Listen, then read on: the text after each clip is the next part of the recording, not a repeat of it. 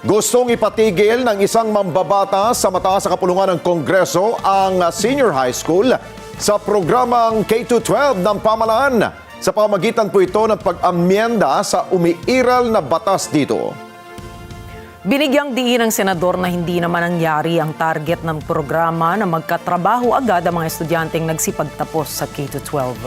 Hinabura naman ng ilang magulang ang hakbang ng senador at idinaing na dagdag pa sa kanilang gastusin ang 2 taon na senior high school imbis na nasa kolehiyo na po ang kanilang mga anak. Mian Corvera sa balita. Nais ni Senador Jinggoy Estrada na tuluyan ang tanggalin ang mandatory senior high school sa K-12 program. Naghain si Estrada ng Senate Bill No. 3001 at hiniling na amyendahan ang Republic Act 10533 o ang Rationalized Basic Education Law. Ayon sa Senador, bigo ang programa na makamit ang layo na mapabuti ang kakayahan ng mga estudyante at mabigyan ng trabaho ang mga nakapagtapos ng K-12 program. Sa panukala na Estrada, gagawin na lang simple ang sistema ng basic education at gagawing 1 taon na lang ang kindergarten. Ibabalik naman sa 4 na taon ang secondary education.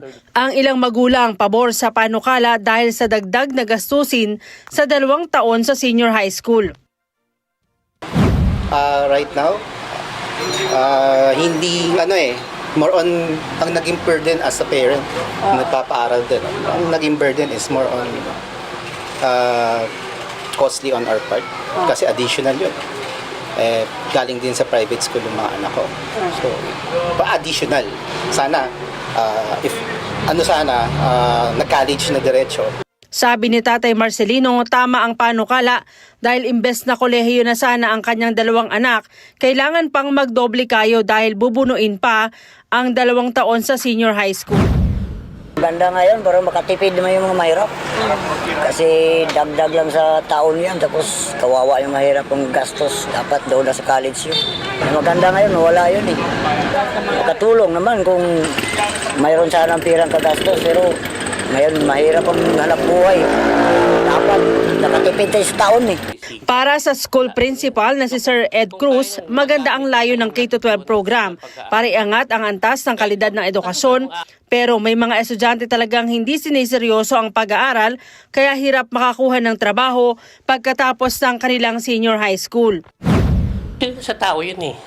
Kahit ano ng mga klase o uri ng curriculum ipasok mo, kung yung tao naman hindi magsisikap, wala din. So kung kaya niyang magamit yung kanyang natutunan sa pag-aaral, talagang aangat siya sa buhay. Pero kung hindi niya gagamitin, wala. Sa 12 taon ng implementasyon ng programa, marami na raw sa kanyang mga naging estudyante ang naging matagumpay sa kanilang piniling karera. So katulad ng mga naging estudyante ko, karamihan sa kanila mga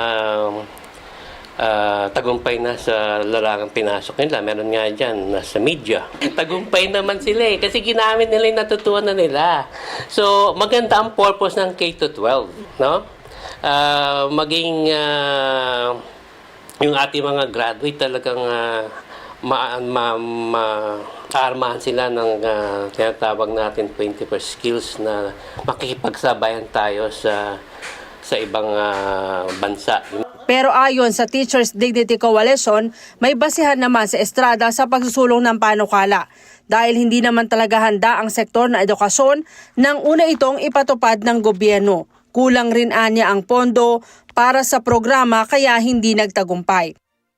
Na discourse na usapin na usapan tungkol po diyan Aminado rin si Education Secretary Sani Angara na hindi naging magandang implementasyon sa nakaraang dekada ng K-12 program. Yan ay dahil sa mga subject na ipinasok sa curriculum, dahilan kaya nakakahon ang mga bata at hindi nabigyan ng pagkakataon na pumili ng mga subjects na nais silang matutunan. Pero sa pasukan ngayong Hunyo, babaguhin na anya ang senior high school curriculum na ipapatupad muna sa 800 mga pilot school sa buong bansa. Pag-aaralan nila ang magiging resulta nito at ipaubayan naman sa 2 kapulungan ng Kongreso kung itutuloy o hindi ang implementasyon ng senior high school program. Mian Corvera para sa Mata ng Agila, matatag, matapang, matapa.